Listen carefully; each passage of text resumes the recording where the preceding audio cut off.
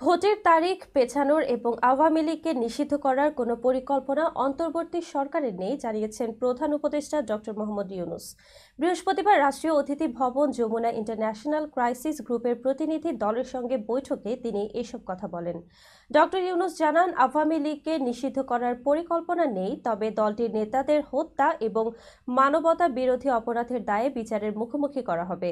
তিনি আরও বলেন, জাতিসংঘ ফ্যাক্ট ফাউন্ডিং মিশনের সুপারিশ অনুযায়ী আওয়ামী লীগ নেতাদের হেগের আন্তর্জাতিক অপরাধ ট্রাইব্যুনালে বিচারের বিষয়টিও আলোচনায় রয়েছে।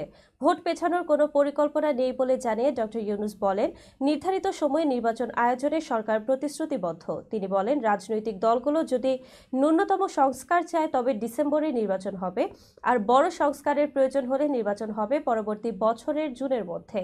তিনি নির্বাচনের পরিষ্কার এবং সুষ্ঠু আয়োজনের কথা নিশ্চিত করেন। এছাড়া জাতীয় ঐকমত্য কমিশন বৃহস্পতিবার রাজনৈতিক দলগুলোর সঙ্গে আলোচনা শুরু করেছে, যা পরবর্তীতে সরকারকে নীতিগত সিদ্ধান্ত নিতে সহায়তা করবে।